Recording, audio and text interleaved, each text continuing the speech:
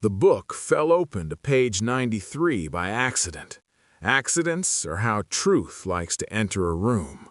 The library was silent in that academic antiseptic way. Dust, discipline, reverence. I was returning a monograph on medieval land charters.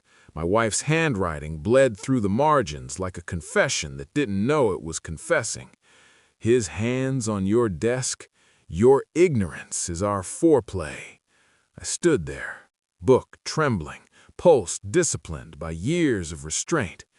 I didn't read fast. I read precisely. Each line was a scalpel, each margin note a cut.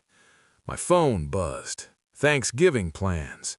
My daughter-in-law's voice came sharp and practiced.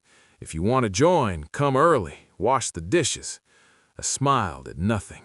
Enjoy, I said, and ended the call. The book smelled like old paper and new betrayal. 127 pages. Notes disguised as scholarship. A double life footnoted in lust and arrogance. My wife, the celebrated history professor, had archived her affair like a thesis, careful, chronological, proud. I closed the cover gently. I checked the due date. I already knew I would finish this before the truth finished me. At home, I didn't ask questions. Questions are mercy. I shelved the book between sources on dynastic succession and false lineages. Irony appreciates good placement. My wife moved through the house with practiced normalcy. Tea, emails, a lecture draft about integrity in primary sources. Her voice was calm. Her eyes were not. I reread the notes slowly. Names replaced by initials. Meetings disguised as conferences. Hotels listed like citations. There were jokes about me, my trust, my absence, my faith in rational explanations. History professors love patterns. So do I. The affair wasn't recent. It wasn't sloppy. It was curated. There were references to timelines aligning with our son's birth, casual lines that landed heavy. Bloodlines are myths we agree to believe. I felt nothing then. That came later. What I felt was alignment, pieces sliding into place with a sound only I could hear. That night she touched my arm, familiar, almost kind. I let her. I didn't confront her. I investigated. DNA tests are discreet when money understands urgency. I ordered 2, one for myself, one for the boy who called me father. I watched my wife pack for a conference, Vienna this time, and noted how easily lies fit into carry-on luggage.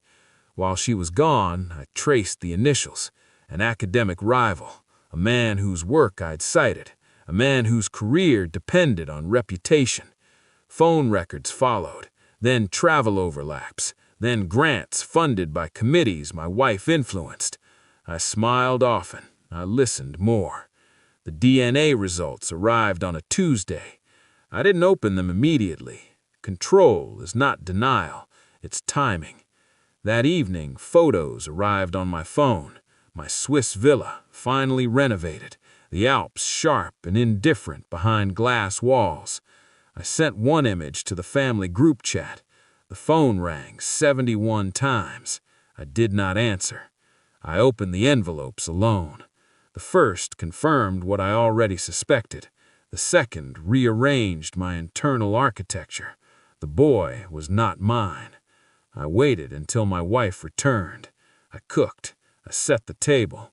Calm is contagious when practiced well. After dinner, I placed the DNA report between us.